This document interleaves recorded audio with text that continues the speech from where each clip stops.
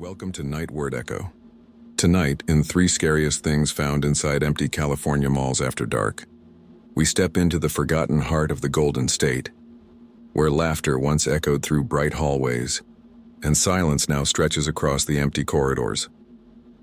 These are the stories from inside California's abandoned shopping malls, places left to rot under flickering lights and stale air, where shadows move when no one should be there.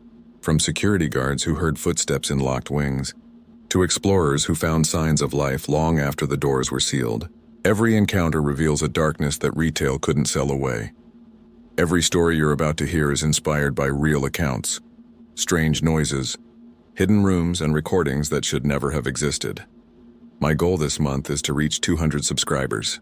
Almost 90% of viewers listen and vanish without subscribing. Don't be one of them. Join the darkness. Subscribe now. Before we begin, tell me in the comments where you're watching from, and what hour of the night it is for you. And if there's an abandoned mall near your city, one people say is haunted, type its name below. Because when the lights go out in California's malls, not everything inside leaves with the customers. Kill the lights, silence the world, take a slow breath, and let us begin. I never thought I'd end up inside an abandoned mall at 2 in the morning, pointing a flashlight into places that probably hadn't seen light in years. It sounds like the setup for one of those clickbait videos. Urban explorers find something terrifying inside. But we weren't those kinds of people, not at first anyway.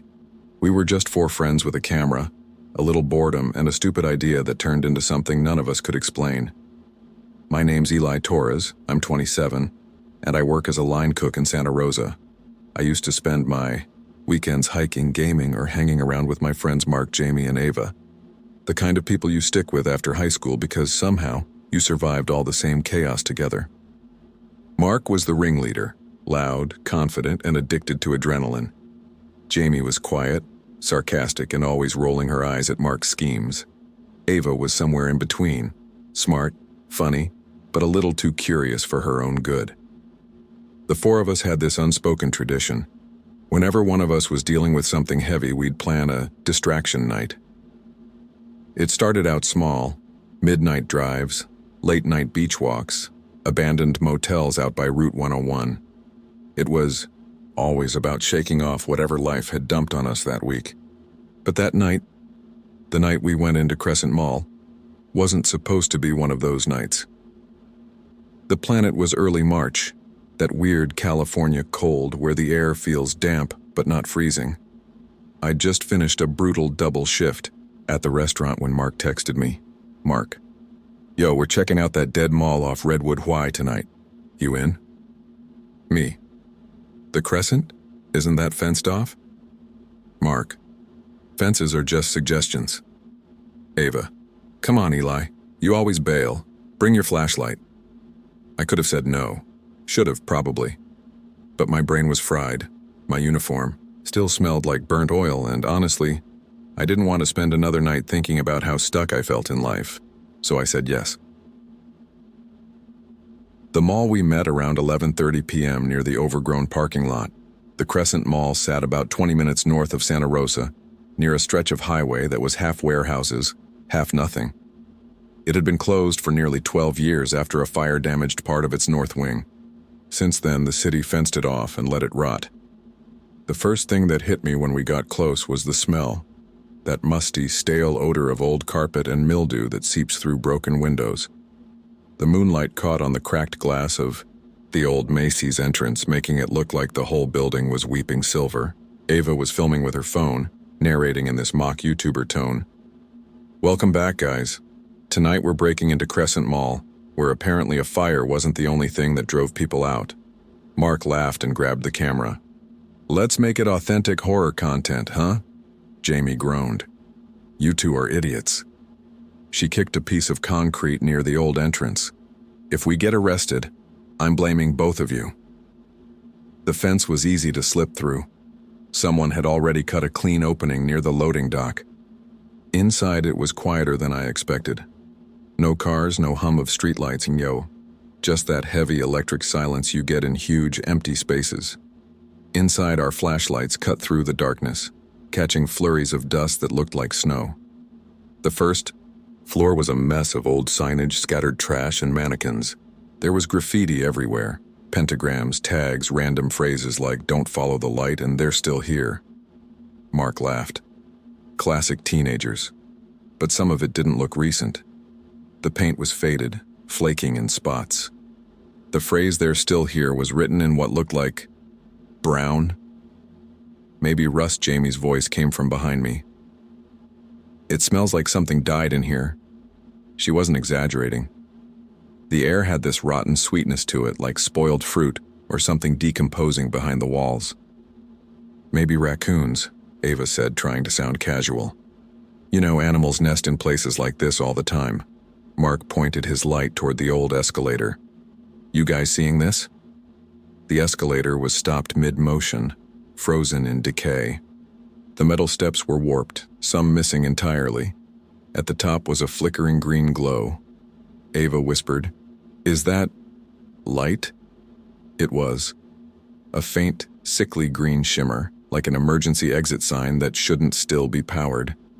"Maybe it's coming from the roof," I said, though even as I said it, I didn't believe it.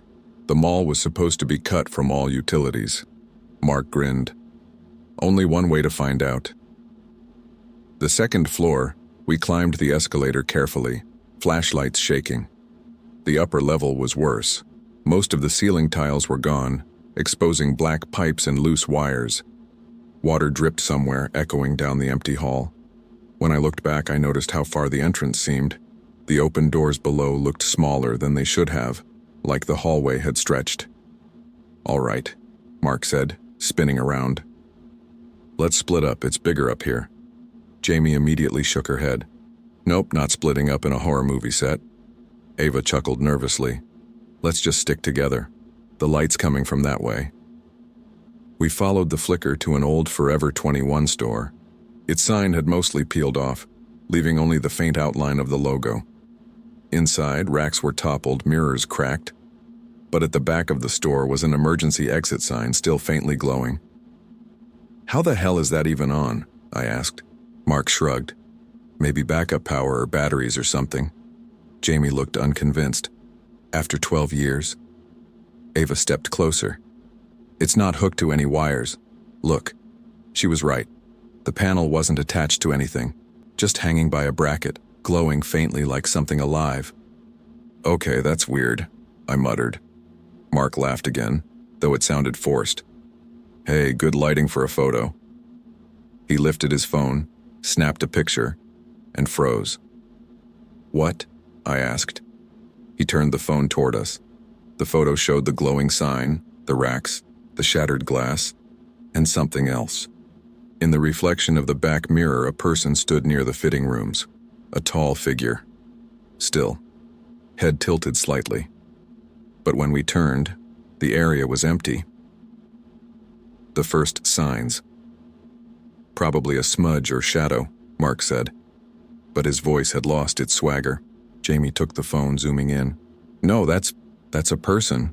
You can see the shape, shoulders, head, even..." "Okay, stop," Ava cut in. "It's probably us. The light's reflecting weird." We all agreed to move on, even though none of us believed it. After that, things felt off, like the air itself was heavier. My flashlight flickered even though I'd replaced the batteries that morning. Jamie kept glancing over her shoulder. At one point she said, "Did you hear that?" "Hear what?" "That." Like footsteps?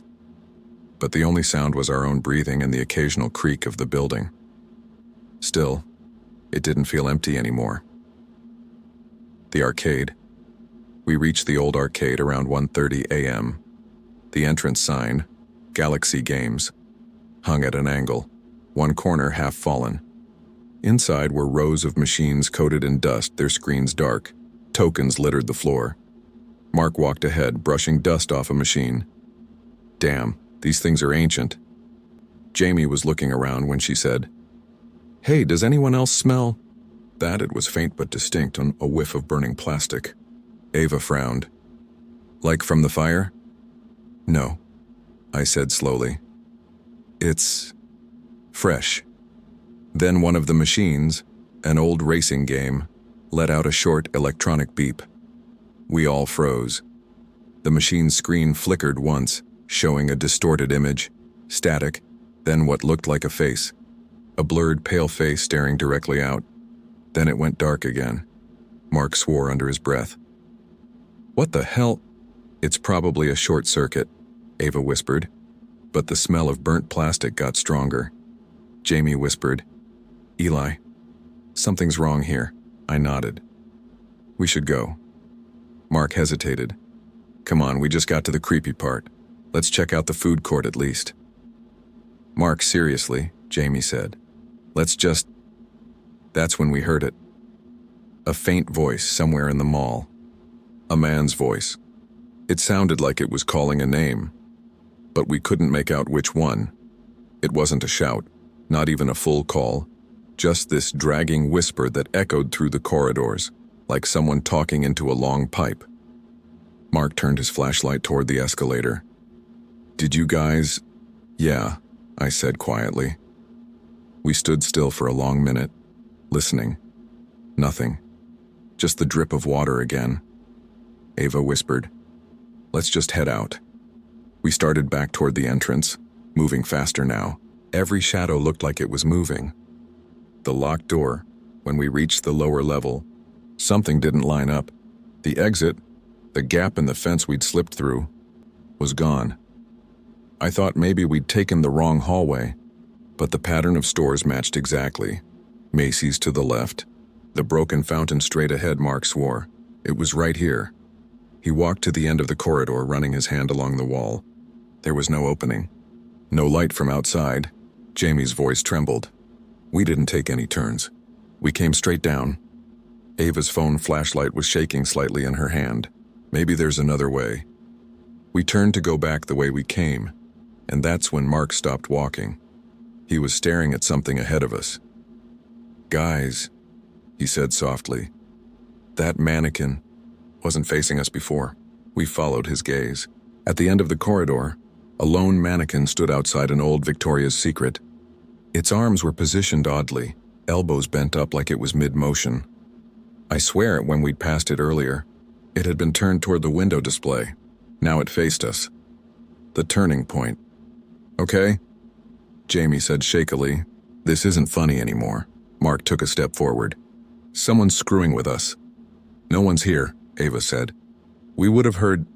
"Unless they've been here the whole time," Jamie muttered. Mark reached the mannequin, nudged it with his flashlight. "See? Just plastic."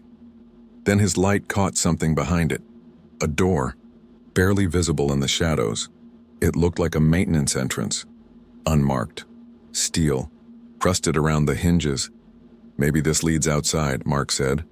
"Or maybe it's where that smell's coming from," Jamie snapped. But he was already pulling it open.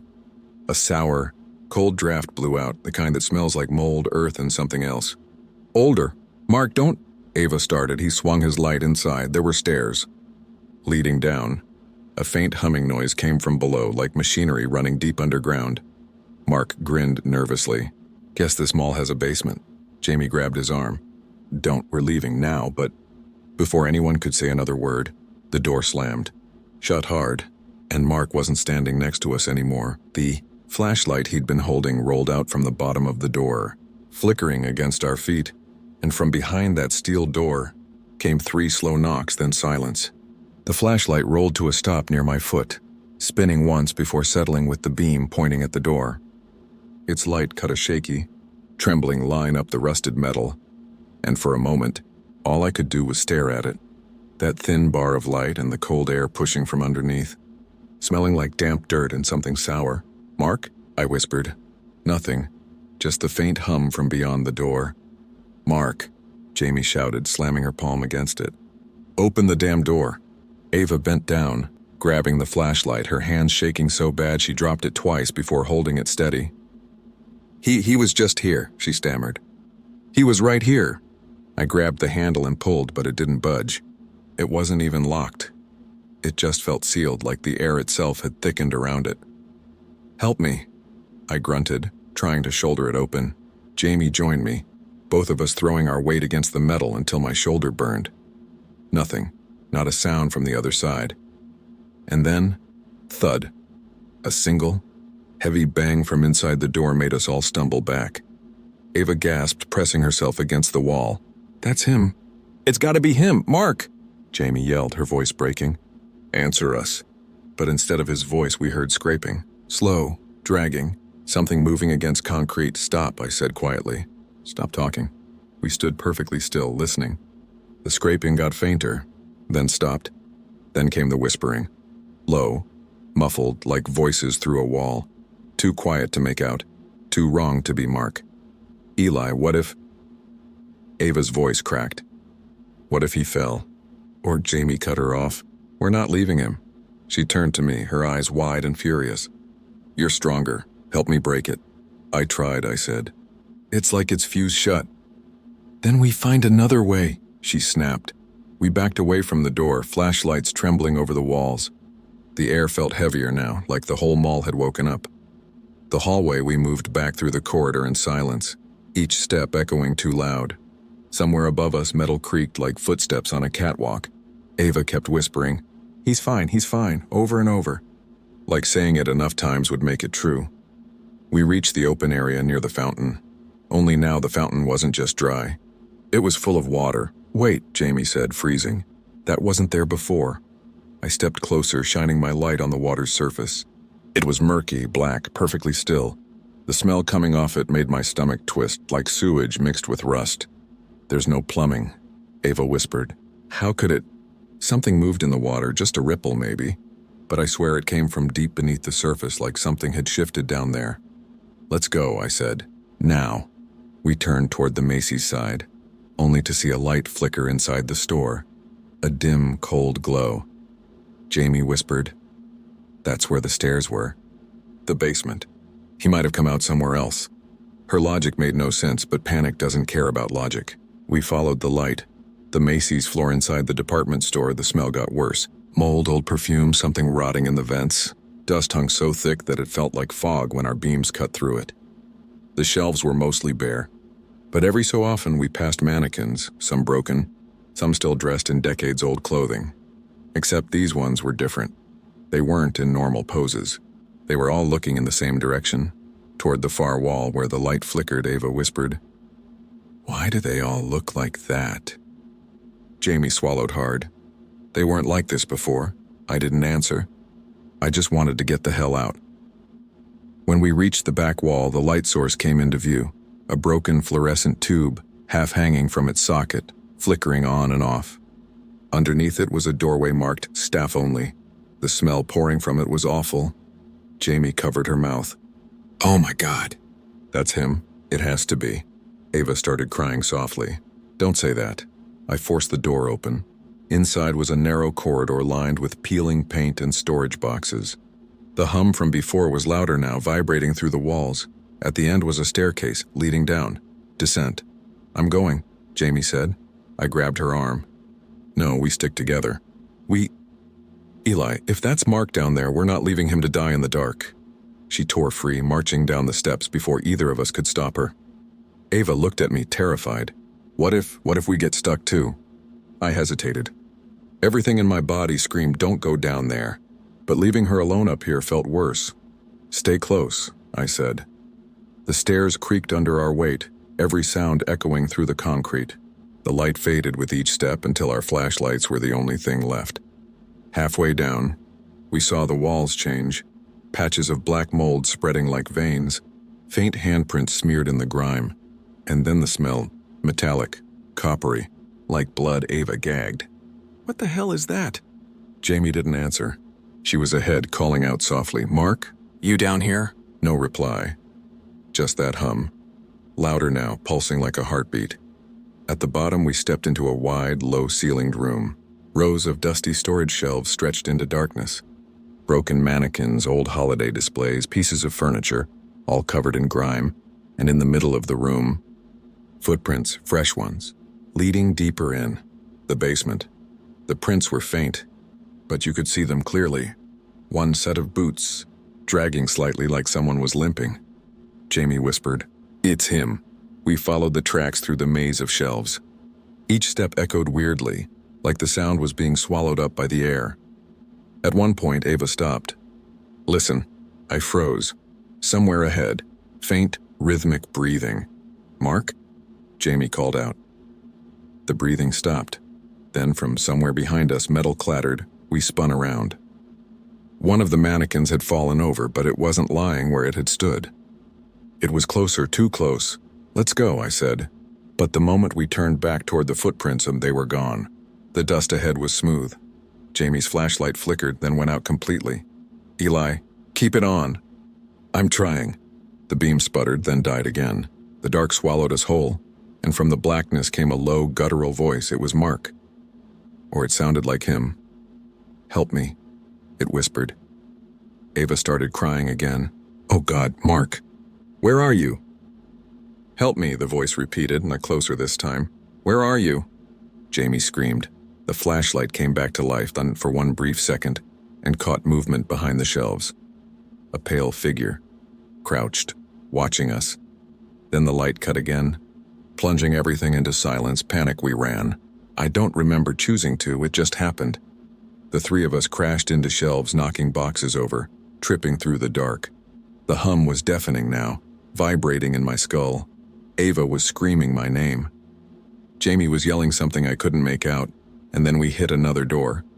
I shoved it open and we stumbled into another hallway, narrow, concrete, lined with pipes. It felt different here, warmer, like something breathing beneath the floor. "Where's Jamie?" Ava gasped. I turned around. "She wasn't behind us. Jamie!" I shouted. No response. We both stared into the dark doorway. No sound. Just the echo of our own panicked breathing. Ava gripped my arm. "We can't go back. We can't." She was trembling, tears streaking down her face. "Eli, please. Please, let's just leave." "Through where?" I snapped. "We're trapped." She sank to the floor, sobbing quietly. For a long minute, we didn't move. Just listened. The hum started to fade, replaced by something worse. Footsteps, slow, deliberate. Coming. From the hallway we just run through, the door with the markings. We backed away, until we hit another door. This one covered in strange markings. Circles, triangles, intersecting lines drawn in thick black soot. Ava whispered, "What is this?" I didn't care. I yanked it open and pulled her through. Inside was a maintenance room. Breaker panels, old switches, more mold than wall. The hum was loudest here. One of the panels was still faintly glowing green, though the switches were rusted over. There was something carved into the metal near the switch. "Do not turn off the heart." "What the hell does that mean?" Ava whispered. Before I could answer, a bang shook the door behind us. Once. Twice. Then a voice. Jamie's voice. Crying out, "Eli! Open it, please!" I ran to the door, but Ava grabbed my arm. "It's not her," she said. "What?" She shook her head, eyes wild. "It doesn't sound right, listen." The voice outside repeated, "Eli, open it." Only this time it sounded wrong. Too calm. Too rehearsed. And then slowly it started repeating the same sentence and again and again. "Eli, open it. Eli, open it. Eli, open it." Each repetition was flatter, quieter, until the final one was just a whisper of breath through metal. Ava backed away, whispering, "That's not her."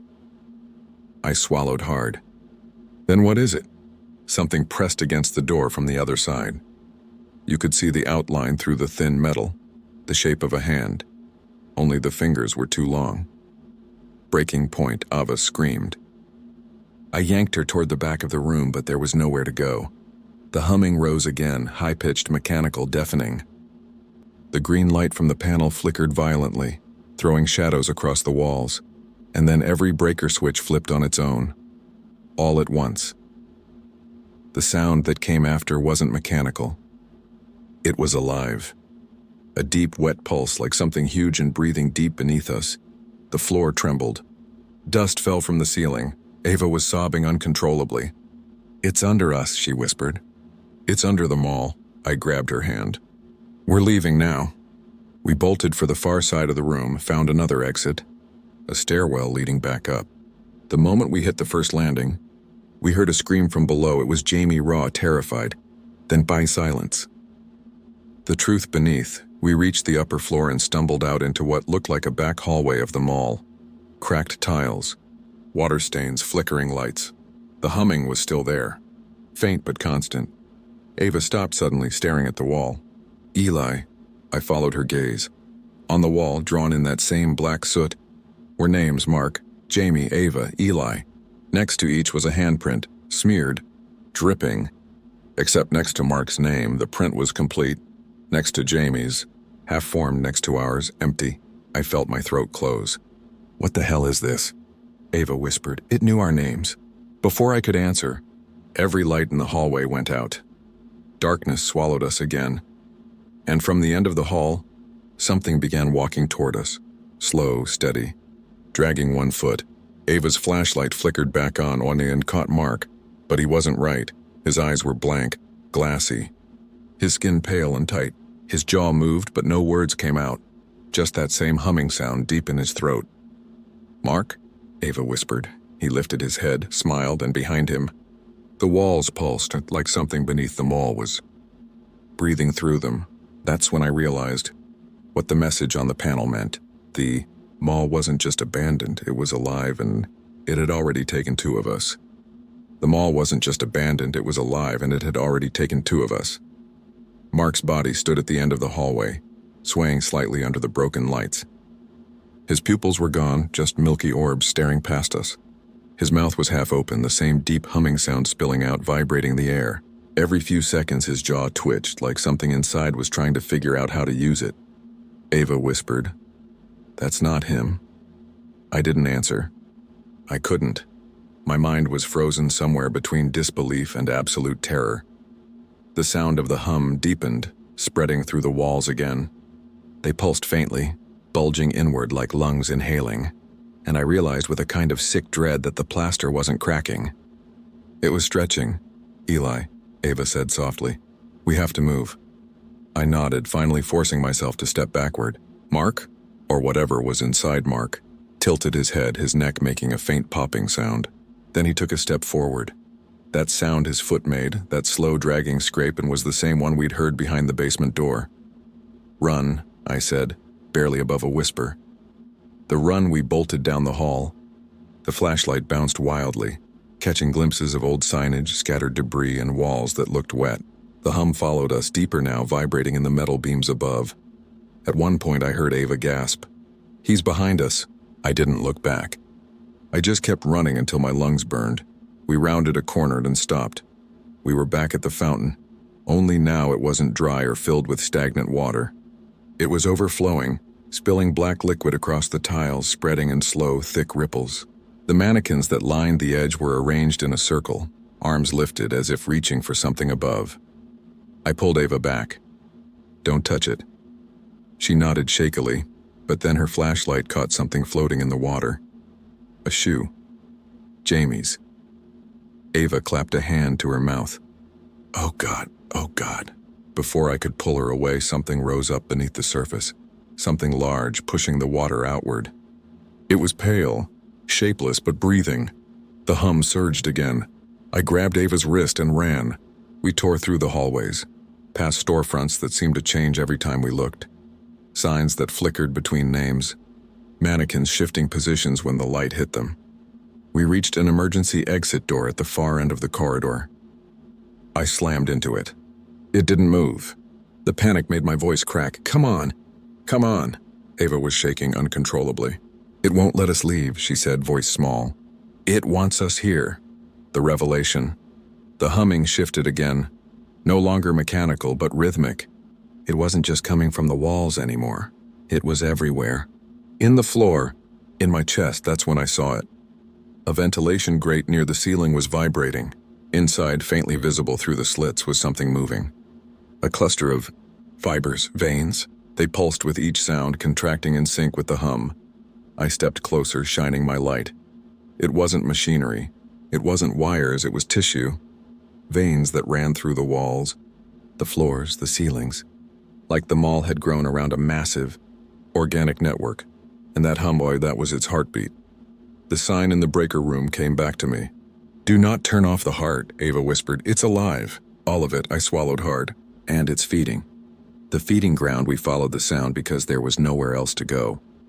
It led us deeper, past stores where the ceiling sagged low and the air was warm and wet. The tiles under our feet felt soft. Every few steps I'd catch faint outlines in the walls, faces maybe. Indentations like something pressed from the other side, mouths open in silent screams. Ava started mumbling under her breath. "It's not real. It's not real." We reached a corridor I didn't recognize, narrow, low, lined with mannequins that looked half melted. Their faces were smooth, featureless except for dark slits where eyes should have been.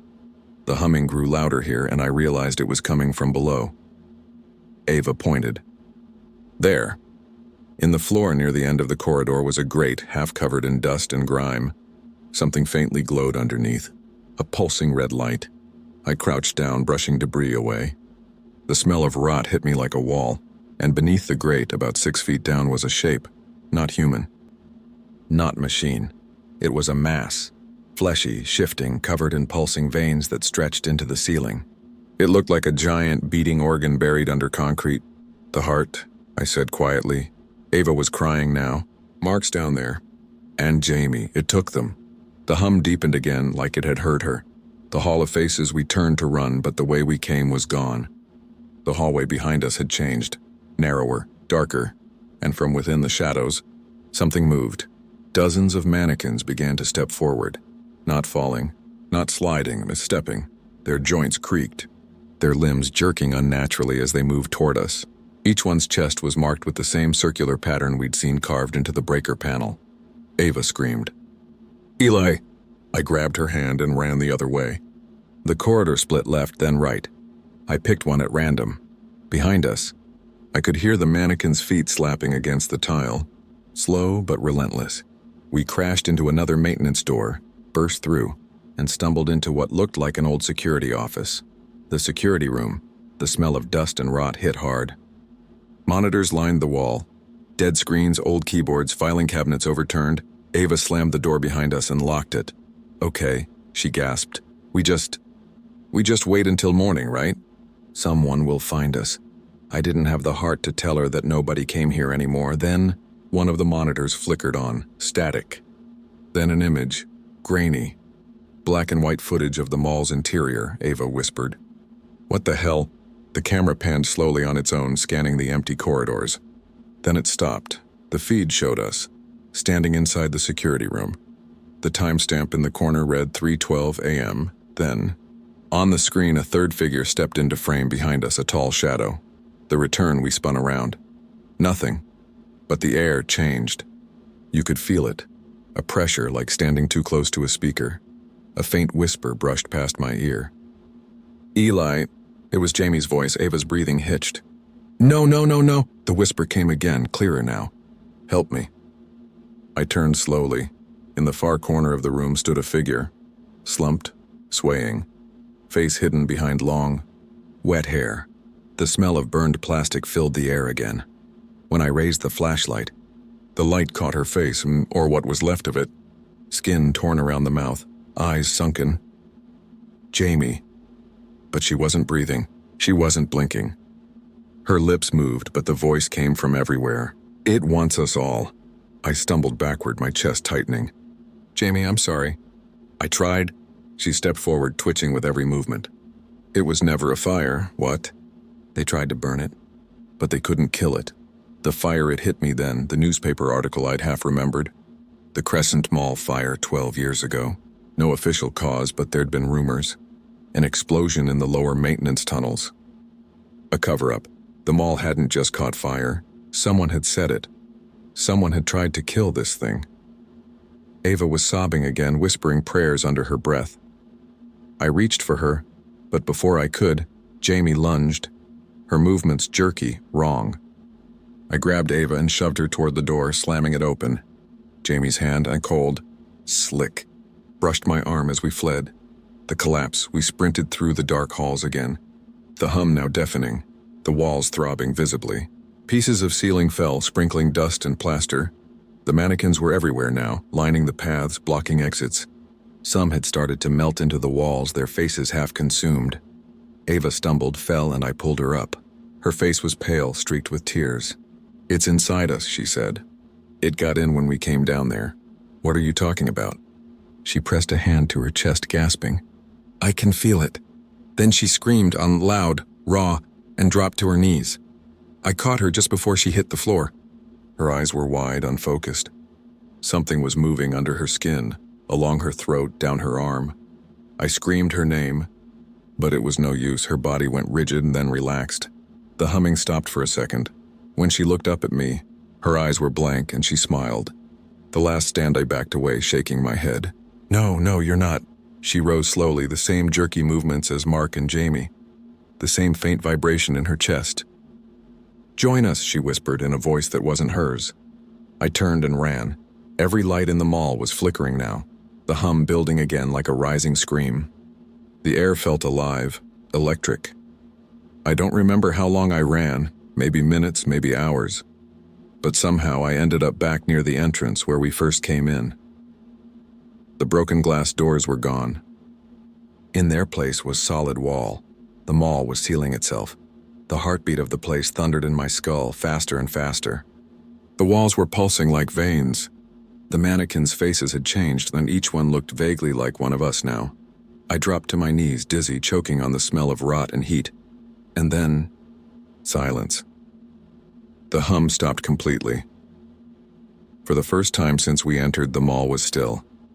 The heart, then a voice spoke, from everywhere and nowhere.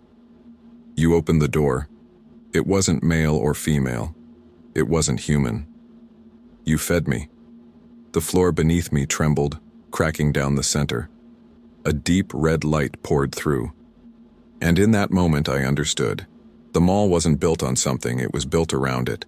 The developers had found this living mass buried beneath the ground and built over it, wiring the structure into its veins, feeding it energy. It had kept growing, absorbing everything that entered. When the fire happened, it hadn't been an accident. It was containment. And now we'd opened it again. The ending.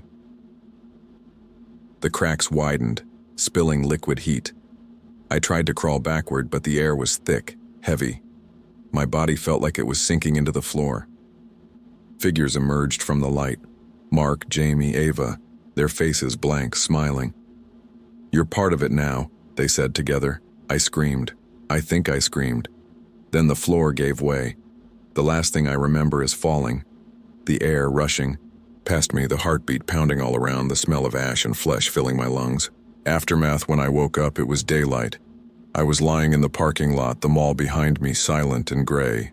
The windows were boarded. The fence was intact, like nothing had ever been broken. There was no sign of the others, no footprints, no evidence we'd ever gone inside. But there was one thing. In my hand, clenched so tight it had cut my palm, was a small plastic coin, a token. From the old arcade, stamped on the back were 3 words burned into the metal. "Feed the heart." I moved out of Santa Rosa 2 months later. Haven't gone back since. But some nights when it's really quiet, I swear I can hear it again. That low hum, rising up from the ground, vibrating through my walls. Like it's calling for me. Or remembering me, and I keep the token in a drawer. I've tried to throw it away 3 times, but every morning it's back on my nightstand, right where I left it. You ever walk into a place that feels like it's still breathing even though it's been dead for years? That's what the El Vista shopping center felt like. I'm not talking about some spooky haunted house kind of place, I mean a real mall. Built in the 1980s, shut down sometime around 2011 and left to rot in the middle of the California desert. It was one of those half-forgotten spaces, just far enough from any town to avoid attention, but close enough for local teenagers to dare each other to break in. We weren't teenagers, though. We were 4 adults who should have known better, the cast of idiots, as I used to call us. There was Ethan, my best friend since high school, always cracking jokes when he was nervous. Thinks fear is something you can out-talk. He worked as a freelance videographer, mostly wedding stuff, but he was trying to pivot into urban exploration for YouTube. Then there was Sam, his girlfriend, small, sarcastic, the kind of person who never missed a chance to roll her eyes. She came along mostly because she didn't trust Ethan not to do something stupid without supervision. Marcus, my cousin, was the last to join. He used to work mall security back in the day. Not this mall, but he knew how these buildings were laid out. He's one of those quiet types, big guy. Rarely talks unless he really needs to. Served in the army for a few years. Came back with some scars and insomnia. And me, Ryan, 31, ex-journalism major, currently unemployed and desperately trying to keep my YouTube channel from flatlining. Ethan called it content creation. I called it documenting bad decisions, how it started. We were sitting in Ethan's garage that Friday night. It smelled like stale beer and car wax when he brought it up. Ethan, so listen, there's this mall up near Mojave, right? It's been closed for over a decade, but someone just uploaded new footage from inside, like just last week. Sam, oh great, another raccoon with a GoPro. Ethan, no, seriously, it's weird. The footage shows mannequins that weren't there before, like arranged in groups like they're shopping.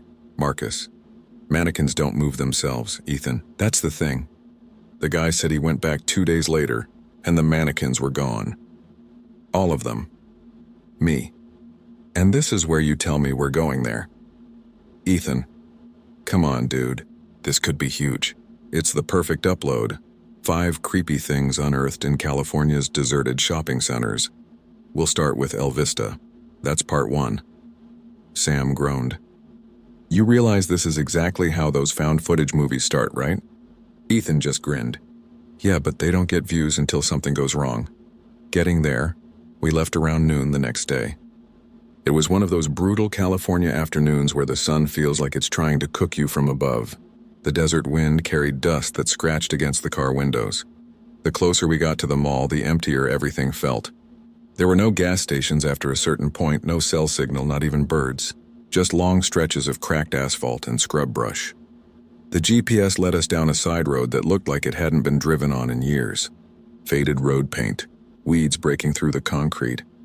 And then there it was, El Vista Shopping Center. It was massive.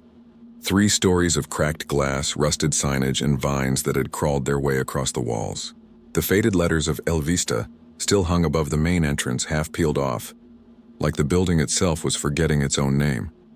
The air smelled faintly of metal and something sweetly rotten. We parked in the lot. Weeds had grown tall between faded parking lines. Ethan immediately started setting up his camera rig. Sam kept glancing around like she expected someone to jump out. Sam, so what's the plan? We just walk in like idiots and start filming? Ethan, pretty much. Marcus, you know security systems still run in some of these places. Could be motion sensors. Ethan, relax, man. It's been dead for 10 years. He said that, but even he hesitated when we reached the front doors. They were chained shut, padlock rusted but still solid. That's when Marcus reached into his bag and pulled out a bolt cutter. Me, you just carry those around? Marcus, for jobs like this. Sam, jobs? You make it sound like we're burglars. Marcus, just prepared. The metal snapped with a sharp crack that echoed off the building's facade. The sound made my stomach twist. Inside the mall, stepping inside was like walking into a preserved time capsule of rot. The air was thick and stale, like the inside of a dead animal. Everything smelled like mildew and old dust. Our flashlights swept across cracked tiles, torn banners that said, "Back to School Sale," and a toppled coffee kiosk still half filled with cups. Some of the stores had been stripped bare, others still had mannequins inside, faded, naked, covered in grime. One of them was missing its arms, standing in the middle of a store like it was waiting for someone to come back. Every footstep echoed forever. Ethan, this is gold, dude. Look at this. Perfect decay. We'll narrate over it, add some old mall music under the footage. Boom. Instant nightmare fuel. Sam. You and your damn nightmares. Just don't film me if I trip over a rat. Marcus didn't say anything. He was scanning every corner, every open door. He had that ex-security look, calm but alert. We moved deeper into the mall, passing the old food court. That's when we found the first weird thing. At one of the tables, someone had arranged a full meal, or what used to be one. There was a styrofoam tray with a burger patty, half-rotted bun, and a plastic soda cup filled with brown sludge. It looked recent, like someone had been there days ago. Me, that's not from 10 years ago. Sam, it's probably from some squatter, right? Marcus, maybe, but this place has been sealed. Only way in was that front lock. We all went quiet after that.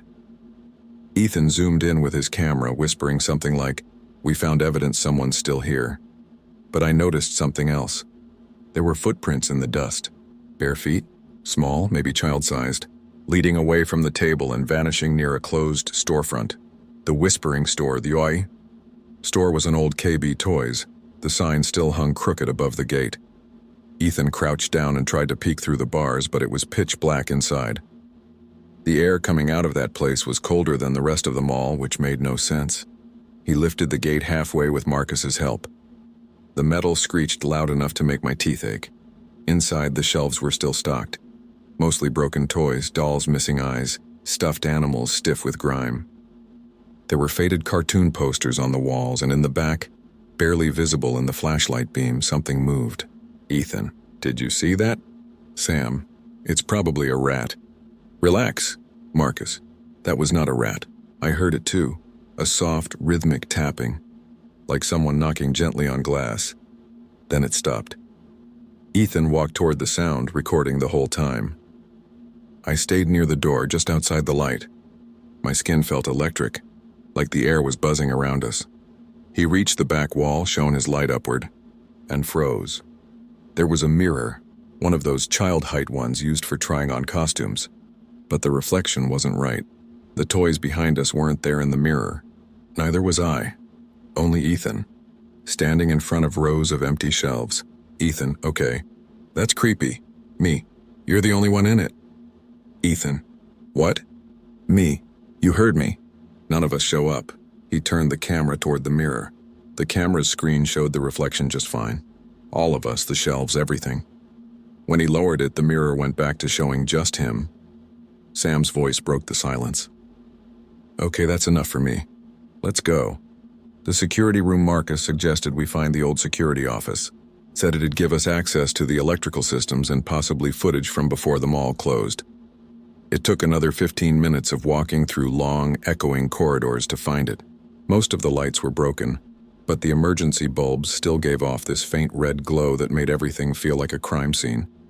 Inside the office, everything was coated in a thick layer of dust, except the desk. Someone had wiped it clean recently.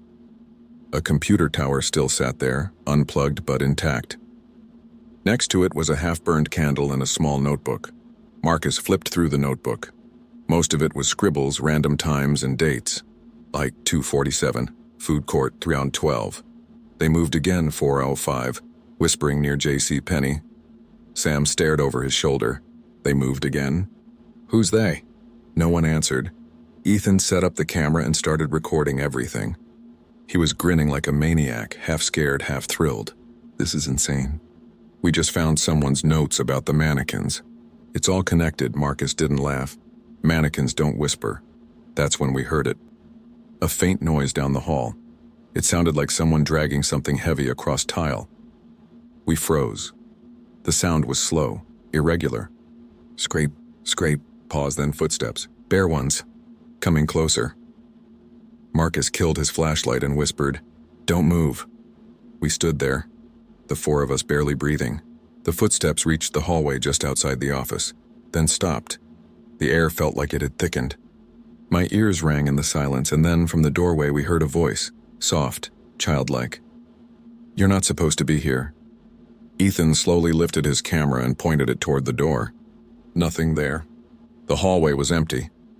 He turned the camera's night vision on, ran, and for a split second on the screen we saw a figure standing there. Small, hairless, mannequin-like. Its face was smooth. Then the feed glitched and static, and it was gone. Ethan cursed and slapped the camera. The screen stayed black. Sam, what the hell was that? Marcus, we're leaving now. Ethan, no, wait. But before he could finish, something banged against the hallway wall, hard. Like someone had thrown a body against it. The noise echoed through the mall. I'll never forget that sound. We grabbed our bags and ran. Ethan kept trying to record, yelling that we had to get the shot. Sam was crying. Marcus was swearing under his breath, and I was just trying not to puke. When we reached the main entrance, the doors we'd cut open earlier were closed again, padlocked. The same one Marcus had broken. He just stared at it, mouth slightly open. That's impossible. Ethan turned to say something, but stopped. Because Sam wasn't behind us anymore. That's where I'll pause. Because what happened next, when we went back inside to look for her, I still can't think about without shaking. Part 2 is where everything went wrong, and I mean really wrong. At first, none of us even moved.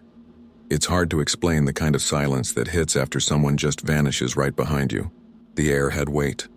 The only sound was that faint metallic clinking of the padlock swinging against the mall doors.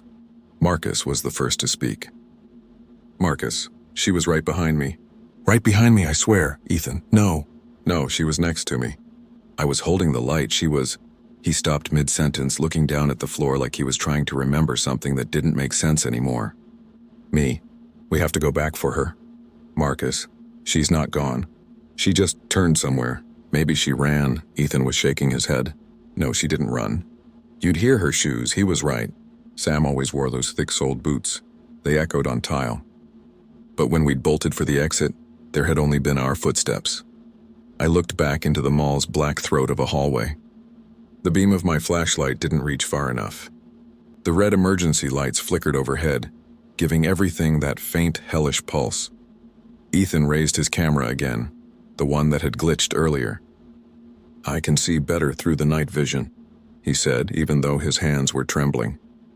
We'll find her, Marcus, and we stick together. Nobody goes off alone. Not after that. Me. Right. And then we stepped back inside. The search, every sound felt amplified. Our shoes, our breathing, the quiet drip. Drip, drip from somewhere in the ceiling.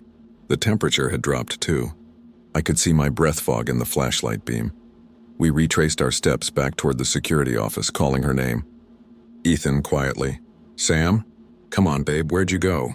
Marcus, don't shout. Just listen. That's when we heard it, not her voice, but something else, a faint humming. High-pitched, tuneless, like a child trying to remember a melody. It came from somewhere deeper inside, near the food court. Me, that's her? Ethan, no, Sam doesn't hum. She hates humming. We followed the sound anyway because that's what panic does. It makes you think anything is better than standing still. The mall's food court looked different this time. Tables overturned, trash scattered across the floor. There were handprints in the dust, dozens of them, small and smudged like someone had been crawling. The humming stopped. Ethan swung his light around. Sam, say something! No response. Just the faint crackle of his camera trying to focus. Marcus knelt down near one of the tables. These prints are fresh, he whispered. Look, and no dust on top. Me. Then she's close. Marcus. Maybe, but these aren't all hers. He pointed at the shape of the prints. Small, narrow, too many fingers. Something about the pattern made my skin crawl. The graffiti as we kept moving. The walls started to change. At first it looked like water stains, but when we got closer we saw they were symbols, carved into the paint. Circles, intersecting lines, and these jagged, childlike stick figures. Some of them had been drawn with something dark brown, thick, almost sticky. Ethan, please tell me that's paint. Marcus, it's not. One of the drawings showed what looked like a person standing under a roof, the shape of the mall, maybe surrounded by smaller figures. Their hands were on him over and over again. The same pattern repeated, hands touching one figure, pulling, dragging. Me. You think someone did this after it closed? Ethan, no squatters do this. This is something else. Marcus traced one of the symbols with his flashlight. These weren't here 10 years ago. Someone's been keeping this place. Active. His voice cracked a little on that last word. The mannequin room, we found Sam's flashlight before we found her. It was lying near a corridor that led to the old department store, J.C. Penney. The light was still on, flickering weakly. Ethan picked it up. She dropped it. She came this way. The air felt wrong here. It was colder, stiller. The smell, that same sweet, rotting scent from before, was stronger. The store's glass doors were broken, shards scattered everywhere. We stepped over them and into a huge open space filled with clothing racks. Most were empty, but here and there we saw mannequins, dozens of them. Not the usual kind either. These were old grayish missing eyes and limbs.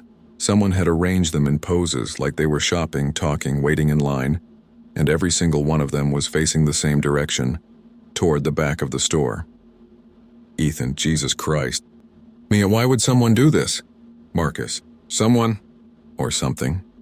Ethan started filming again, whispering under his breath like he was narrating. Dozens of mannequins arranged as if frozen mid-gesture.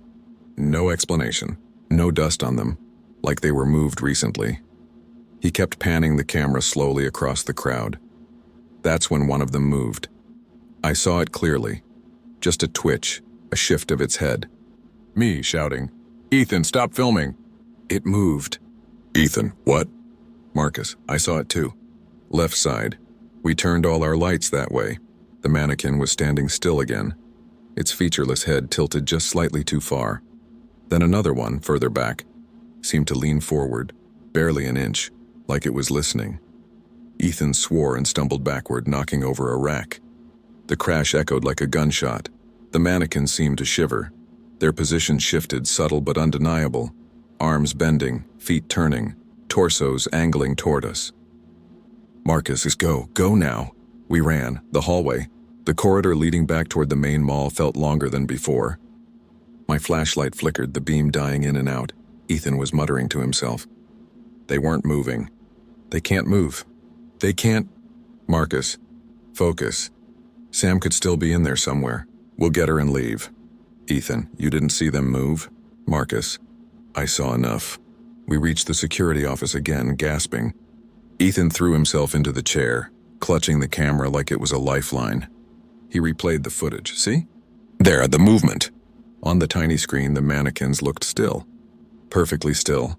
He scrolled frame by frame. Nothing. Me. It's not there? Ethan. No, it's... The screen glitched again. For just one frame, I saw something behind us, a shape, tall and pale, standing in the reflection of the monitor. Then it vanished. Ethan froze. Did you see that? Me, yeah. Marcus. We're being hunted. He said it so calmly it didn't hit me at first. But then I looked at him, really looked, and realized his hands were shaking too. The recordings, we found another notebook in one of the drawers. Same handwriting as before. The entries had gotten more frantic toward the end. They come when the lights flicker. They look like people at first. Don't trust reflections. Don't let them hear your name. That last line made my stomach drop because earlier when we were calling for Sam, we'd all been shouting her name. Over and over. Ethan, what does that even mean?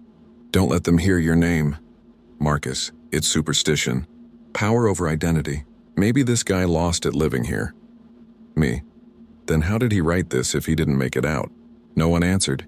The generator room, Marcus decided we needed light, real light. Said if we could get the main power on, maybe we'd find a working exit system or at least scare off whoever or whatever was inside. We followed him to the basement level. The air grew damp and metallic. Pipes ran along the ceiling, dripping rust-colored water. The generator room door was heavy, reinforced, and half open. Someone had jammed it with a metal bar. Inside, the walls were covered in more symbols, circles within circles, each one surrounded by faint handprints like fingerprints baked into the dust. Ethan pointed the camera around, whispering again. We're in the old generator room. Symbols on the walls, possibly cult-related, but... Then he stopped talking, because on the floor next to the generator was Sam's jacket. It was torn at the sleeve, and underneath it was a handprint smeared in that same brown-red substance. Ethan, that's hers. Marcus, don't touch it. Ethan, she's down here. He ran ahead before we could stop him, shouting her name into the tunnels beyond the generator room. His voice echoed off the metal. Sam, I'm here. Then brief silence. The tunnels, we followed his voice until it faded. The tunnels underneath the mall were narrow, lined with pipes and maintenance grates. The floor was damp and sticky. Every now and then we'd hear small noises, scraping, clicking, almost insect-like. Then a whisper. Ryan, I froze. Marcus turned his flashlight on me. What? Me. You didn't hear that? Marcus, hear what? Me. Someone said my name, we waited. The pipes groaned overhead, then again. Closer this time. Ryan. It sounded like Sam's voice. I wanted to believe it. I really did. But something about it was off. Too soft, too careful, like it was imitating her. Marcus grabbed my arm. That's not her. Me. How do you know? Marcus. Because she wouldn't be whispering right now. We turned to head back, but the tunnel behind us was different. The walls seemed narrower, the path twisting in ways I didn't remember. Our lights flickered, then died all at once. Pitch black, and from somewhere in front of us came the sound of something dragging across the floor again. Slow, heavy, wet. Marcus fired his flashlight back on, and for half a second, we saw it, a figure, tall, thin, flesh-like porcelain, its head too smooth. Like it hadn't been finished. It crouched low, almost human. Then it stood up. Marcus shoved me back. Run! The escape attempt. We sprinted through the tunnels, half blind, until we burst through a side door back into the mall's lower level. My lungs burned. Ethan was there, collapsed near the escalator. His face was pale, eyes wide, camera still clutched in his hand. Me, where's Sam? Ethan. She called me down there. But it wasn't her. It wasn't her face. He started sobbing, loud, ugly sobs that echoed through the empty corridors. Marcus, we're leaving, now. Forget the gear. We ran toward a maintenance exit near the back. Marcus tried the door and locked. He slammed it with his shoulder. The metal didn't budge. Then the emergency lights flickered, once, twice, and every flicker. The shadows seemed to move closer. Ethan's camera light turned on by itself, flickering, showing quick flashes. Mannequins. They were everywhere now. In the hall, the food court lined up along the walls. Ethan, they're blocking the exits. Marcus, they can't block exits, they're not alive. Ethan, then you tell them that. We could hear footsteps and dozens of them, but none matched the mannequins' still bodies. It was like the sound came from inside the walls. The last footage, Marcus yanked open an electrical panel, sparks flying. If I can overload the system, it might break the lock. Ethan set the camera down to help. The lens was pointed straight at me. I didn't notice right away, but when I glanced down, I saw something move behind me, in the reflection of the dark glass storefront. Something tall, pale, watching me. Marcus. I didn't get to finish. The lights cut out completely. For a split second, everything was silent. Then came the screams. Ethan's voice first. Get it off me. Get it off! Then this awful wet sound, like something tearing. I turned my flashlight on. It flickered dim, and I saw Marcus standing frozen. Ethan was on the ground, dragged halfway into the dark. His camera light swung wildly, showing glimpses of white limbs wrapped around him. Marcus lunged forward, grabbed Ethan's arm, and it snapped back like a rubber band. Ethan was gone. The light hit the wall, revealing words written in huge, shaky letters. Don't look at them. Marcus and I backed away, shaking. My throat felt raw. Marcus, we can't save him. Me, we can't leave him. Marcus. He's gone. That's when we heard the humming again, that same childlike tune, echoing from every direction, and a voice that sounded exactly like Ethan's whispered from the darkness. Ryan. Over here. Marcus grabbed my arm. Don't answer it. The collapse, we stumbled toward the atrium, the mall's main lobby, where moonlight leaked in through the cracked glass ceiling. The mannequins were everywhere now, standing in rows, all facing upward as if waiting for something. The humming stopped. And then, one by one, their heads turned toward us. It wasn't fast. Just a slow, deliberate rotation, the sound of creaking plastic. Marcus, don't move. One of them blinked. I swear to God. Its eyelids fluttered. That's when the floor beneath us groaned. A deep metallic sound, and part of the ceiling gave way. I remember falling, dust exploding everywhere, glass shattering, my flashlight spinning out of my hand. When I came to, I was lying on cold concrete, my ears ringing. Marcus wasn't beside me. There was only the sound of breathing in the dark. Not mine. Slow. Wet. Too close. Something touched my shoulder. I turned, and there was Sam.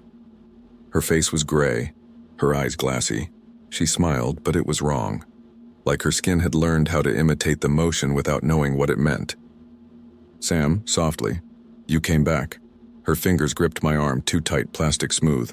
Her voice cracked and deepened, shifting into something that wasn't hers at all. Now you belong here too. That's the last clear thing I remember before the power came back on and everything lit up white. When I woke up, I was outside and on the mall's parking lot, alone. The others were gone. No car, no camera, just me. But on my wrist there was a faint red mark, a handprint, and when I looked through the mall's glass doors, the mannequins were all standing in new positions.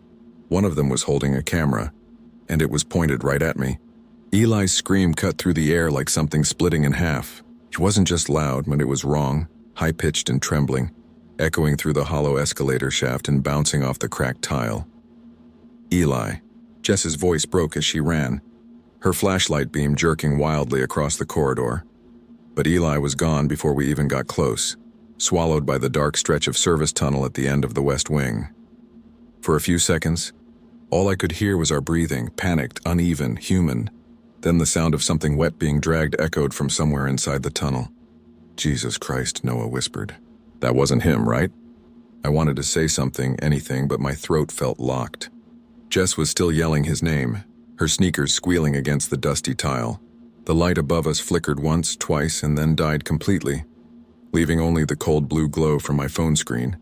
The mall was alive again, humming faintly, as though something beneath it was stirring. We stood frozen at the mouth of the tunnel. The air that came from inside it was cold, unnaturally cold, and carried a faint metallic smell, like wet rust and old blood. Listen, Noah said quietly, his hand shaking as he pointed his light toward the floor. There were footprints, not just Eli's but others, dozens of them half-smudged, bare and human-sized, all leading deeper into the black. Jess stared, her lips trembling. Those weren't here when we came in. The silence after that was unbearable. Every sound we made, and the creak of our boots, the rustle of jackets, sounded too loud, too alive. I finally said, "We can't just stand here. We need to find him." Noah turned to me, his face pale. "You really want to go in there, man? You saw the footage. You saw those, then what? We leave him? We just walk out?" Noah looked away. "If he's still alive, he's already running. He'll get out. He'll meet us outside," Jess snapped. "You don't know that." They started arguing, voices rising, trembling, and then for the first time I noticed something else. A faint hum under our feet.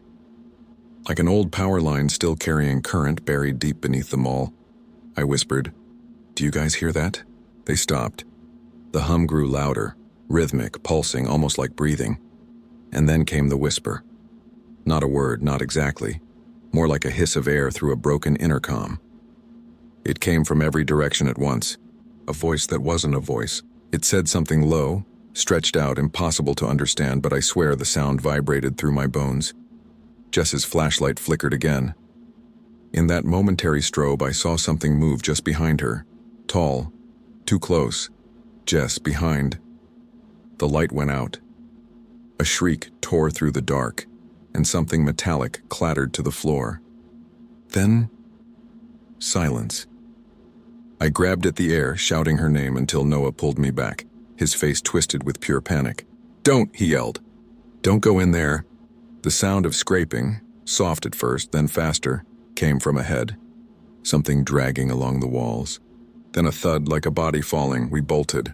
Noah and I sprinted down the corridor, not even looking back. Our flashlights jittered over shattered glass displays, mannequin parts, and water-stained signs that once said sail. Everything smelled like mold and burnt plastic. Somewhere behind us, something ran, fast. We reached the food court, panting, hearts pounding. Chairs were overturned, trays scattered like bones. A single flickering light above the old pizza place buzzed, throwing pale circles across the floor. Noah leaned against a table, gasping. We lost her." I didn't answer. My hands were shaking so hard the light jittered uncontrollably. My phone was still recording. It had been since we entered the tunnels. The little red dot blinked in the corner of the screen. Then the sound of static filled the air. Faint but real. Not from our phones, not from any speaker. Just there. Noah froze. "Where's that coming from?" I lifted my phone slowly. The screen was glitching, the video feed flickering in and out, showing not the food court but the security office. The one we'd left hours ago. The screen showed the monitor wall, all the cameras still rolling. except one. The bottom left feed showed the food court, us. Except there were 3 figures standing there. Noah saw it too. He whispered, that's not real. The camera view showed me Noah, and something tall standing between us, blurred and gray, and then the feed cut out completely. We both ran again. I don't even remember which way, just away. Every hallway looked the same. Cracked tile, dead storefronts, graffiti that seemed to shift when you passed by. At some point, Noah stopped. Wait, look. We'd reached the atrium. The central fountain was there, covered in grime, filled with stagnant water that smelled like rot. But in that water were objects floating, small dark shapes that glistened under the faint skylight. I stepped closer, and my stomach dropped. Phones. Dozens of them. Maybe hundreds. All dead, waterlogged, screenless, and every single one had a tag on it. Small yellow stickers. Like evidence markers, Noah whispered, "What the hell?" He crouched down, reaching for one. The moment his fingers brushed the surface, the water moved, like something underneath had stirred. He jerked back as the entire pool rippled violently. Bubbles rose, black sludge spilling over the edge, and then, for the briefest second, I saw a hand, pale, wrinkled, grasping upward. We stumbled backward, tripping over debris. The fountain fell still again as if nothing had happened. Noah's voice cracked. "We need to get the hell out now." We started running again, this time toward the east wing, the way we came. The glass doors ahead were still shattered, moonlight spilling through. We were maybe 20 feet away when something hit the shutter behind us, and hard. The metal shook. Again. Noah screamed, "Go!" We burst outside into the freezing night air, collapsing on the cracked pavement. My lungs burned, my legs barely worked. The mall behind us loomed black and silent again. We stayed like that for maybe 5 minutes, both of us gasping, staring back at the building. No sign of Jess, no sign of Eli. I finally said, "We can't leave them." Noah looked at me, his face hollow. "They're gone, man. You saw what's in there." I didn't argue, but when I checked my phone again, something made my blood run cold. The video file was still playing, but it wasn't from my camera anymore. It was showing Noah, sitting right next to me, breathing hard. Behind him, the mall doors slowly opened, and something stepped out. I screamed his name, but before he could even turn, the video went black. Then my phone powered off completely, dead battery though it had been at 60%. When I looked back up, Noah was gone. Just gone. No sound. No movement. No footprints. Only the faint smell of rust and dust drifting in the wind. I must have walked for hours after that, though I barely remember it. The desert air felt like knives on my face. The sound of wind howling through broken power lines. I ended up in a diner miles away, covered in dirt, mumbling to the waitress about something in the mall. The police came later. They searched for days. Found my car, found our cameras, found the broken gate we'd entered through. They didn't find Jess or Eli or Noah. What they did find was the old security office. Inside it, there was still power, and every monitor was on. Each screen showed a different view of the mall. Empty corridors, cracked glass, motionless shadows, except one feed. The camera above the main doors, where I'd last seen Noah, showed the outside lot. 4 figures standing in the cold side by side. And every night since, that same footage replays. Even when the power's off. Even when the mall's been locked for years. 4 figures. Waiting for the next ones to come inside. If you ever drive through Barstow, you might see the place. It's boarded up now, covered in spray paint and sand. Locals say it's haunted. The ones who know the real story. They don't talk about it. But every now and then, someone posts a video on Reddit. A shaky clip from inside showing the same thing we saw. The gray figures, the static faces, the whispers through broken speakers. And sometimes when I can't sleep, I watch those clips, just to make sure I'm not in one of them. What happens to a place built for life, laughter, and noise when it goes completely silent? These 5 true accounts reveal the horror hiding inside California's empty shopping malls, long after the last customer left. My name's Ethan Miles, and I swear to God I used to love exploring abandoned places. It started as a dumb hobby. You know, one of those things you do in your early 20s when the world feels boring and small, and you think danger makes you special. We used to call ourselves urban crows, just four idiots with cameras, cheap flashlights, and a YouTube channel that never even hit 500 subscribers. There was me, the narrator guy, always trying to sound confident on camera, even when my voice shook. Then there was Liam, my best friend since high school, tall, sarcastic, the kind of guy who'd call a ghost a customer service representative from hell. Amber, my ex-girlfriend, awkward, yeah, handled the filming. She was quiet but brave in a way that made everyone else follow her lead.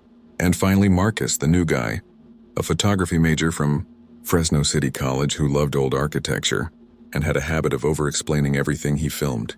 That night, the one that changed everything, started like any other. We were heading to the Sierra Vista Mall in Clovis, California. It had closed in 2017 after a slow decline. Everyone said the pandemic finished it off for good, but the locals swore parts of it were already dying before then. Lights flickering, whole wings being sealed off, stores vanishing overnight. The mall was technically under renovation, but the company went bankrupt mid-project. So it just sat there, half gutted, half intact, with cracked glass skylights and weeds growing up through the parking lot asphalt. Amber had found an old floor plan online. "The West Wing still has power," she said, scrolling through her tablet while the rest of us sat in my car. "Security cameras might still be hooked up, though," Liam laughed. "Oh yeah? What are they gonna do, send the ghost of a mall cop after us?" Marcus smiled awkwardly but didn't say anything. He was new to our group, still figuring out how to handle Liam's mouth. The air smelled like burnt rubber and eucalyptus.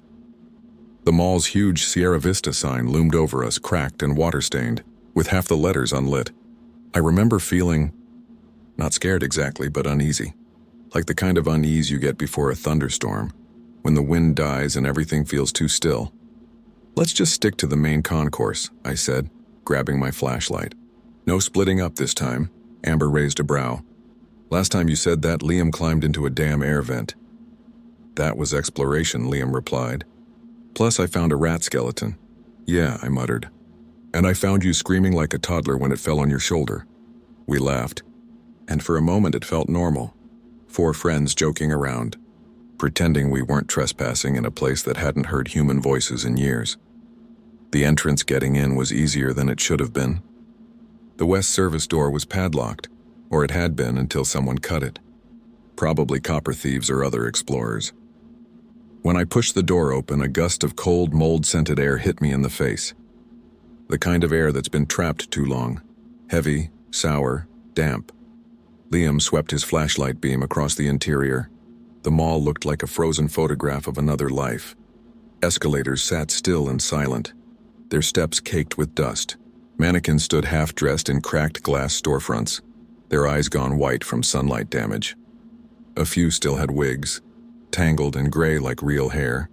Somewhere deeper inside, water dripped steadily, echoing down the empty corridor. Amber started recording. Her camera light created a thin, ghostly beam that cut through the dark. "This is Sierra Vista Mall," she whispered for the video. "Abandoned since 2017. We're standing inside the west entrance near what used to be a Macy's. There's..." She paused. A faint music note echoed. Just one. It sounded like an old intercom jingle, that cheerful ding that used to play before announcements. Then silence. Liam laughed nervously. "Man, that's some Five Nights at Freddy's shit right there." Marcus adjusted his camera strap. Probably residual power. Some emergency system still connected, but when I turned, I noticed the old speaker above the door. The wires had been torn out. Strange little things. For the first half hour, nothing happened. We filmed store signs, broken tiles, shattered glass. The echo of our footsteps filled the place like a rhythm. Marcus kept muttering facts about liminal architecture, the psychological effect of empty commercial spaces. I half listened, but honestly, my attention was on Amber. It had been 2 years since we broke up, and this was our first big outing together since then. I caught her glancing at me sometimes and maybe wondering if I still cared. I did. I just didn't know how to say it anymore. Liam picked up a stuffed bear from a bench. "Look, someone left their kid." He shook it like a puppet. "Please, sir, I need to find the food court." Amber snorted, but her laugh came out tight. "Put it down, Liam." When he dropped it, the sound it made was heavier than I expected. like something solid inside it. "Yo, check this out." Liam pressed its side. A muffled click came from inside. "Probably a recording chip," Marcus said. "Those I love you bears." But when he lifted it, a small metallic shard fell out of a rip in its back. It wasn't a chip. It was a tiny camera lens, like from a phone. Amber backed away. Why the hell would there be a camera in a teddy bear? Liam looked at me, half smiling, half worried. "Kids' toy security? Maybe a prank?" I picked it up. The lens had dust around it, but the inside was clean. No cobwebs. Like someone had opened it recently. I tried not to show it, but my stomach dropped.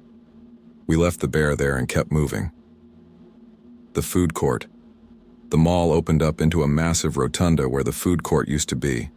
It was surreal. Rows of tables flipped over, styrofoam trays scattered across the floor like snow.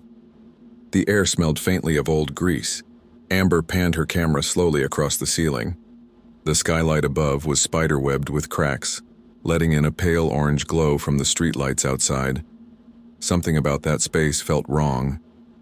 There was an old carousel horse propped against a pillar. I remember it vividly. The paint chipped off, one eye gouged out, its mouth stuck in a permanent scream. Marcus took a photo. The flash illuminated something behind the counter of a defunct Panda Express. A chair, and a shape sitting in it. "Hey, don't freak out," Marcus whispered. "There's someone..." But when we got closer, we saw it wasn't a person. It was another mannequin, dressed in a mall cop uniform, complete with a fake badge and hat. Someone had posed it facing the food court, hands resting on its knees. "Jesus Christ," Amber muttered. "That's messed up." "Probably other explorers having fun," Liam said, but even he didn't sound convinced. Marcus took another photo. When the flash popped for a split second, it looked like the mannequin's head was turned slightly toward us. I told myself it was just an angle thing. The security room, that was when Marcus noticed the faint light through a hallway door marked "Employees Only." He pointed. "Power. Someone must have rigged a generator." We followed the narrow corridor to a small security office. And sure enough, a single monitor was still glowing, fed by a small battery pack humming in the corner. Amber crouched beside it, careful not to touch anything. The monitor displayed grainy footage, multiple camera feeds flickering between black and static. Then one feed cleared up, showing the food court from a high angle. And there we were, all four of us, standing there just minutes ago. "Holy shit," Liam whispered. "This is live?" "No," I said. "Look." The timestamp said 2019. We watched ourselves, or four people who looked exactly like us, walking around the tables, laughing, shining lights. But something was off. In the video, Amber wasn't holding a camera, and the mannequin in the security uniform wasn't sitting down, it was standing behind them. Amber backed away from the screen. "This isn't funny." Marcus tried to check the cables, but when he touched the monitor, it flickered again. This time, showing a new feed, a dark hallway, the one we were standing in, and then movement. A tall shadow passed across the frame. Slow, deliberate. Liam turned off his flashlight instantly. "No way. That's not us." We stood there in the dark, barely breathing. The only sound, the faint hum of that generator. Something creaked further down the corridor. Like metal bending, Amber whispered, "Let's go," and we did, fast. The exit that wasn't. We headed back toward the west entrance, but something was wrong with the layout. I swear we walked the same corridor, same stores, same cracked tile pattern, but the doors weren't there. Instead, we hit a dead end with a boarded-up storefront. Marcus tried checking the map on his phone, but there was no signal. Amber looked at me. "You're sure this was the way?" "Yeah," I said. "We came through the..." A faint beep cut me off. It came from behind us and we're from somewhere deeper inside the mall. Then another, and another, like multiple motion sensors activating one after the other. Liam whispered, "Someone's still here." I wanted to believe it was just vagrants or other explorers. But then I saw it, the reflection on the glass storefront beside us. A tall, thin silhouette standing at the end of the corridor. No flashlight, no movement, just watching. Amber lifted her camera. But the moment she did, the shape turned, slow, like a marionette on strings again, and walked into the darkness. We ran. The turning point. We finally reached an open atrium, what used to be the main entrance hall. There were exit signs glowing faintly in the distance. Go, go, I yelled. Marcus tripped over a bench, his camera clattering to the floor. He cursed, grabbed it, and caught up. But when we got to the double glass doors, they were chained shut from the inside. Liam kicked them. Nothing budged. Amber pointed to the service corridor. That way, the maintenance stairs. We bolted down the side hall, our flashlights bouncing wildly off walls. The floor was littered with plastic signs and fallen ceiling panels. Then Marcus stopped. Wait. He crouched down, pointing his camera at something painted on the floor in faded red. Words, smudged, but still legible. Level 2, do not enter. They don't like the light. Liam groaned. What the hell does that mean? Before anyone could answer, the ceiling lights flickered on. All of them. The entire corridor blazed white for a split second, and in that moment we saw them. Figures. Dozens of them, lining the hallway ahead. Not mannequins. Not people, just shapes. Skin-colored, hairless, faceless, frozen mid-step like something had caught them halfway through becoming human. Then the lights died, and something started moving in the dark. The lights died, and something started moving in the dark. At first I thought it was the echo of our footsteps, or maybe the sound of one of the hanging signs swaying in the air we'd stirred up while running. But no, this was closer, sharper, wet, like skin dragging against tile. Amber's flashlight beam swung wildly, slicing through the dark in jittery streaks. "Ethan," she whispered, her voice shaking. "What the hell was that?" Before I could answer, we all froze. Somewhere down the corridor, just beyond the edge of the light, came a low, rhythmic tapping. Not footsteps, not dripping water, it was deliberate. Tap, tap, tap. Liam muttered, "Nope, nope, screw this," and tried to move past me, but I caught his arm. "Don't run. It'll echo." Amber's breath came fast and shallow. "I can't see them anymore. Where the hell did they go?" Marcus, who'd been at the back, swung his camera around. "They weren't people, right? That whatever those things were..." "Shut up," Liam hissed. "Just shut up." The tapping stopped. For a heartbeat, there was nothing. Just our breathing. Then came the faintest whisper of movement again, this time above us. Something scuttled across the ceiling panels. The sound of soft limbs dragging along metal. Amber raised her flashlight, but the beam barely reached. The ceiling tiles trembled, one of them lifting slightly on, like fingers pressing from the other side. "Oh my God," she said, stepping back. Liam cursed under his breath. "We have to get the hell out of here." He took off toward the left hallway, and for a split second I hesitated. Every instinct in me screamed not to separate, not to break line of sight. But then that panel above us buckled, dust raining down. We ran. Splitting paths, the hallway split into two directions. Liam veered left without looking back, his flashlight beam bobbing wildly until it vanished around the corner. "Liam!" I shouted, but my voice bounced back at me, distorted. Amber grabbed my sleeve. "Forget him, Ethan, please, I'm not leaving him." But when we turned the corner, the hallway was empty. His flashlight lay on the floor, still on, its beam aimed at the wall. Amber picked it up, her hands trembling. "He was just here." Marcus swallowed hard. We should go back to the main concourse. Find another exit. Through those things?" I snapped. He looked at me, eyes wide, scared but trying not to show it. "We don't even know what they are. Maybe it's mannequins that move?" Amber cut him off. "What part of that do you not get?" Something clanged from deeper down the hall. A heavy metallic sound like a door slamming. We didn't speak after that. We just started walking, slow, deliberate steps, trying not to make noise. The air was thick. Dust hung like fog in our flashlight beams. Every few seconds, the lights above flickered faintly, as if something unseen brushed the wires. That was when I noticed it. The smell. It wasn't mold anymore. It was something organic, metallic like copper, blood down to level 2. We found the maintenance stairwell. The sign beside it said Level 2, Storage and Utilities. Marcus hesitated. Wait, that's what the writing on the floor said. "We can't, what choice do we have?" I snapped. "Everything else is sealed." Amber shone her light down the stairwell. The concrete steps vanished into darkness. It looked bottomless. We descended one step at a time. Every sound, the creak of metal, our shoes scraping the floor, and echoed endlessly. Halfway down, a cold draft rose from below. It smelled like rust and something sweet, sickly, like spoiled fruit. When we reached the bottom, we found ourselves in a wide corridor lined with metal doors. Each had a faded label: storage, electrical, FAC maintenance. But what caught my eye was the one at the end.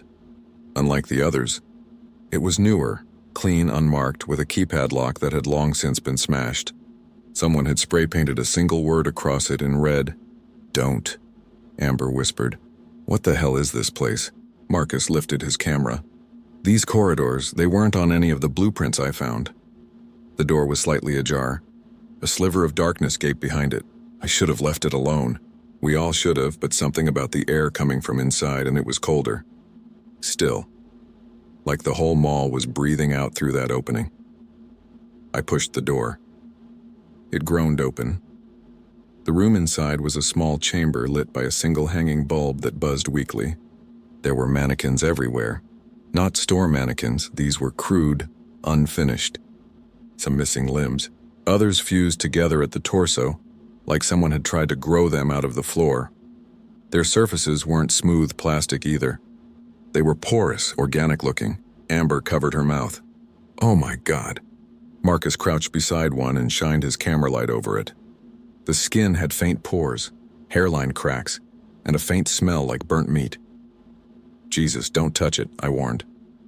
"I'm not," he said. "But look, they're stitched." Someone sewed pieces together. On the far wall there was a metal table, the kind used in workshops or morgues, and sitting on it was a camcorder. An old one, early 2000s style, still plugged into an outlet. Amber slowly picked it up and hit play. The screen flickered, and a video began. Grainy footage of the mall itself back when it was still open. Shoppers walking, kids laughing, music playing. Then it cut abruptly. Now the camera was in a dark room. The same one we were standing in. A man's voice, low and panicked, whispered, "They're under the floor. They move when the lights go out. Don't go to level 2. Then the footage jittered, static, and for a brief second a pale face filled the screen. No eyes, no mouth, just smooth skin and faint movement beneath it, like something trying to form features. Amber dropped the camera. It hit the floor and cracked. That was when the light bulb above us flickered violently. Marcus shouted, "We need to go, now." But before we could move, the sound returned, dragging right outside the room. Slow, sticky dragging, like something heavy being pulled across tile. Amber backed toward the table, her breathing quick and sharp. The dragging stopped. Then the bulb popped, plunging us into complete darkness. When the lights died, the next minute, maybe less, maybe more, was chaos. Someone screamed. I think it was Marcus. Something brushed against my leg, cold and smooth. I swung my flashlight toward it, but it slipped out of my hand and clattered across the floor. Amber's voice was somewhere to my right. "Ethan, where are you?" "I'm here." Something slammed into me, hard. I fell backward, hit the floor, and felt hands, or what felt like hands, pressing down on my chest. But they weren't gripping. They were searching, exploring. I grabbed my backup flashlight from my belt and turned it on. The light caught one of those faceless things inches from my face. Its skin was pale, translucent, veins pulsing beneath. It had no eyes, no mouth, but its head twitched toward the light like an insect sensing heat. I screamed and swung the flashlight. The beam seared across its head and the thing recoiled, hissing soundlessly. Its flesh rippled, then it retreated into the shadows. "Light!" I shouted. "They don't like the light!" Amber flicked her flashlight on and pointed it toward the doorway. For a split second, we saw dozens of those things crawling along the ceiling and walls, their limbs bending wrong, twisting as they scurried away from the beams. Marcus was gone. I didn't even see him go. His camera lay on the floor near the table, still recording, the red light blinking. Amber grabbed my arm. "We have to find Liam now, before what?" She didn't finish. We stumbled back into the hall, flashlights trembling in our hands. The shadows seemed thicker now, the air colder. Every few feet we saw signs of movement, a limb retreating around a corner, a ripple under the floor tiles. It was like the entire mall was alive. Fracture, we made it back to the main stairwell. The steps up to level 1 were still there, but halfway up the landing had caved in, a black hole yawning into nothing. Amber shone her light down it. Far below, water glistened. That's not normal," she whispered. There wasn't water before. The air coming from below was warm now, damp like breath. I grabbed her hand. "We'll find another way up. Maintenance shafts, vents, anything." She nodded, but I could see it, the fear turning into anger. "Why did you bring us here, Ethan?" "What? This whole thing?" "You wanted to make another stupid video. You said it'd be fine." I wanted to argue, to tell her it wasn't my fault, but the guilt hit hard. She was right. Every damn time I'd pushed it too far. Liam was gone. Marcus was gone, and it was my idea. Before I could answer, a voice echoed faintly through the stairwell. "Ethan?" Amber froze.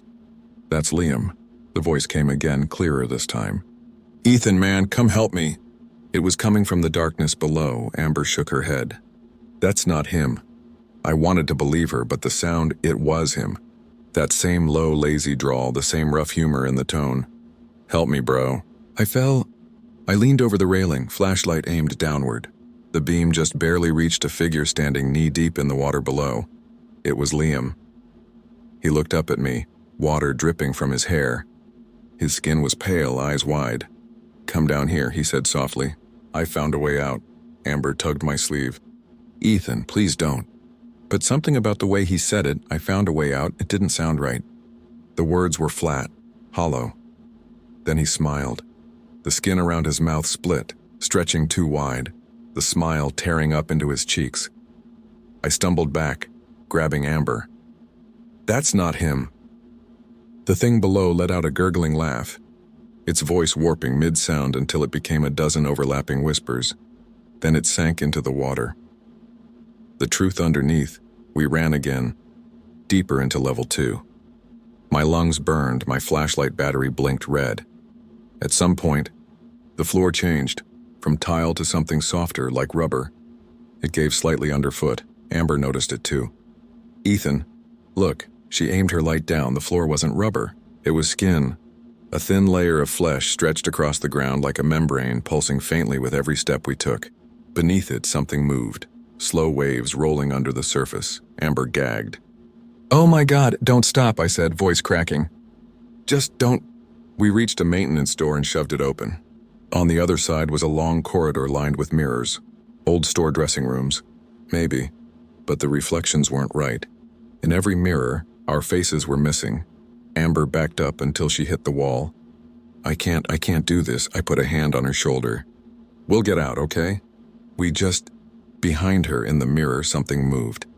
A pale hand pressed against the glass from the inside, fingers long and thin. Then another. And another. The mirrors began to ripple, the glass bending like water. Amber screamed and smashed one with her flashlight. It shattered, and a rush of cold air blasted through, carrying a faint whisper. "You shouldn't have come back." We ran. The final twist. We turned a corner and stumbled into a huge, circular chamber. It looked like an unfinished atrium, exposed beams, piles of drywall, old mall decor shoved into corners. At the center stood a single escalator leading upward into pitch darkness. Amber pointed. "That's it. That has to go up." We sprinted for it. The steps were still, the metal slick with grime. As we climbed, the silence pressed on us like weight. Halfway up, I heard it again. The tapping tap, tap, tap. I turned. At the bottom of the escalator, one of the faceless things stood watching. Then another stepped beside it. Then another. Dozens. Maybe hundreds. All motionless, their heads tilted up toward us. Amber was crying now, climbing faster. "Come on, come on." Then the steps shifted. The escalator lurched to life, but in reverse, dragging us downward. "Ethan!" she screamed. I grabbed her arm, pulling, but the metal kept moving, faster and faster. Her flashlight slipped from her hand and tumbled down, beams spinning wildly. The faceless things began to climb, crawling up the sides over each other. Their hands slapping the metal steps, skin stretching. Amber's foot slipped. She fell back, hit the rail, and for 1 second I caught her wrist. "Don't let go," she cried. "I won't." Then something cold wrapped around her ankle and yanked. She screamed, nails raking my arm. And then she was gone, pulled backward into the swarm below. I shouted her name until my throat tore, but there was no answer.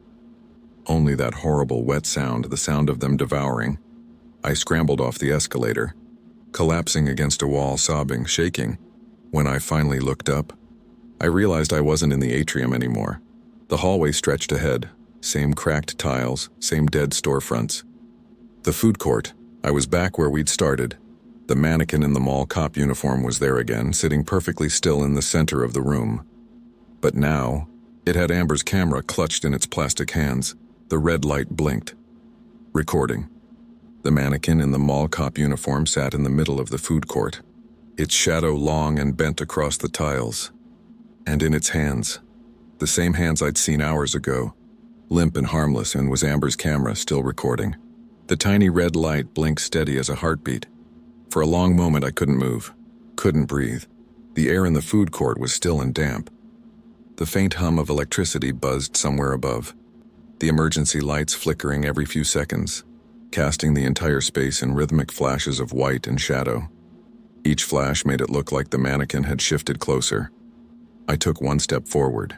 My shoes stuck slightly to the floor, some kind of residue, tacky and dark. My flashlight's beam trembled across broken tables, overturned chairs, and torn banners advertising back-to-school deals. It all looked normal again. The horrors from level 2, the moving flesh, the eyeless things, and all gone. But it felt wrong.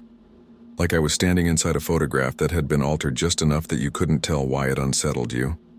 I forced myself to speak, just to hear a human sound again. "Amber?" My voice cracked. If you can hear me." The words echoed off the walls, bouncing endlessly, twisting until they didn't sound like my voice anymore. The mannequin stayed still. Finally, I stepped closer and reached for the camera. Its lens was cracked, the casing streaked with what looked like dried blood. My reflection in the lens looked warped, stretched, like it wasn't mine. I pressed play. The footage. The first few seconds showed static, then grainy footage of the food court, just like where I stood now. Only this time all the lights were on. Amber was filming. I could hear her breathing. The camera moved slowly, panning across the space. Then it turned toward the same mannequin sitting in the same spot. But the camera's angle was wrong, too close. Like she was standing only a few inches away, whispering under her breath. Her voice was faint. "Ethan, I think they used the bodies." The footage trembled, then zoomed in. The camera focused on the mannequin's plastic face. Only it wasn't plastic anymore. Beneath the cracked skin, veins pulsed. The jaw twitched. Something moved beneath its surface, like muscles flexing under flesh. Amber gasped, and the video jolted, cutting to a blur of movement. Her screams filled the audio, distant, distorted. Then the lens fell sideways, showing the floor. I could see her feet. Running, then another pair of feet, pale. Ferrier following. The screen glitched again. Now the image showed the mall concourse, but everything was wrong. The mannequins were gone. The stores were open, lit brightly, music echoing through the speakers. Shoppers walked by, men, women, children, all smiling, all moving slowly, mechanically. Amber's voice came again, trembling. "They're still here. They never left." She whispered something else I couldn't catch. Then a sound, low and wet like fabric tearing. The camera fell and a dark shadow loomed over the lens. The footage ended. I stood there shaking, holding the camera like it was something poisonous. "Amber," I whispered. Behind me a light popped. The sound echoed like a gunshot in the silence. The power was dying again. One light after another flickered out, spreading from the far end of the concourse toward me. I turned. Flashlight ready. The mannequin was gone. The camera slipped from my hands, hitting the floor with a dull clack. Then I saw movement. Faint, subtle, in the reflection of a storefront window. Shapes, standing just beyond the light. I aimed my flashlight. They weren't mannequins anymore.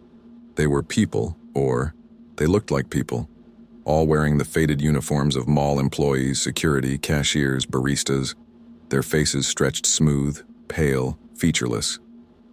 Their clothes hung off them like skin, and they were all facing me. One of them took a step forward, and I swear to God I heard a voice inside my head. It wasn't a sound. It was a feeling, like a word that pressed directly into my thoughts. Stay. My flashlight flickered, And for a second, their heads all tilted in unison. Like 100 broken dolls, I ran. The loopy don't remember how long I ran. The mall seemed to twist, reshaping around me. Every corner led back to the same corridors. The food court, the service stairs, the dead fountain with green water. Somewhere in the distance, I could still hear Amber's voice, calling my name. Sometimes close, sometimes far. "Ethan, this way. Please, don't leave me down here." I wanted to believe she was alive. I wanted to believe I could still fix it. But every time I followed the voice, I ended up back in the same place. The atrium. The one with the broken skylight and the carousel horse. Only now the horse wasn't chipped paint anymore. It was raw flesh. Its head twitched slightly.